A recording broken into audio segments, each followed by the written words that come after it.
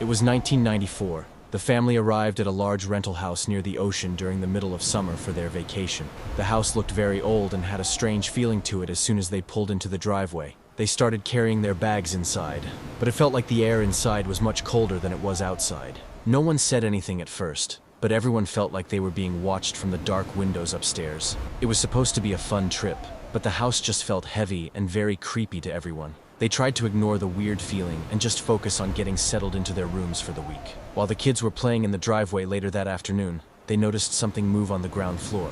One of the windows started to slowly slide open all by itself while they were standing right there watching. They stopped what they were doing and stared because they could see a tall, dark shadow standing inside. It did not look like a normal person, just a dark shape that stayed perfectly still behind the glass. The window kept going up until it was fully open, but there was nobody visible holding it or moving. They were terrified and ran toward the house to see who was in that room and what was happening. They burst into the house and ran straight to the room where they saw the window move just seconds ago.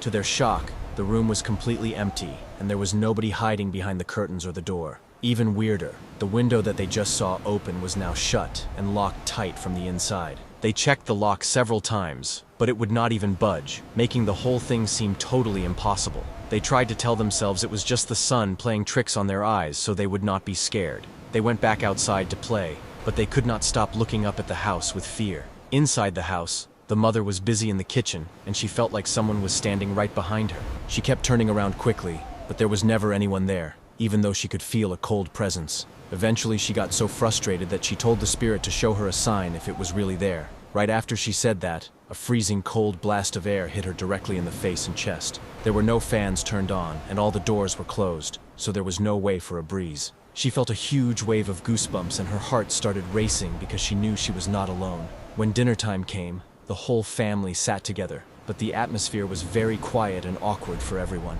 The mother told them about the cold breeze she felt, and how it had scared her half to death. The kids shared what they had seen at the window earlier, and the mood in the house got even darker. They all agreed to stay in the same area of the house and not go off by themselves. The shadows in the corners of the rooms seemed to be getting longer and thicker as the sun went down. Even with all the lights on, the house felt like it was closing in on them in a bad way. As they were getting ready for bed, the siblings noticed something they had not seen when they first arrived. A large mirror with a heavy gold frame was now hanging on the wall right above the living room sofa. It looked like an expensive antique, but it gave off a very bad energy that made them feel sick.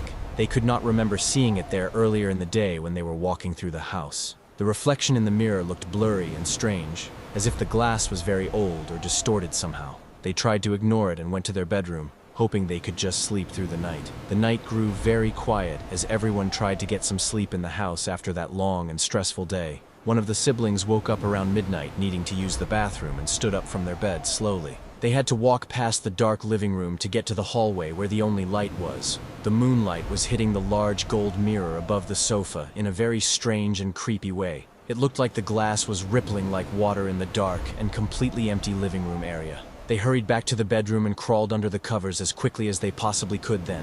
The sibling who was still awake felt a sudden and heavy chill in the air of the small bedroom. They looked toward the corner of the room near the closet and saw a very tall, white shape. It was a figure with very long hair and deep, pitch-black holes where its eyes should have been. The figure just stood there staring at them without moving a single muscle or making any kind of noise. It felt like all the air in the room was being sucked out of them as they watched. They were too scared to move or even make a tiny sound to call for any help at all. The sibling finally reached over and hit their sister several times to wake her up from her deep sleep.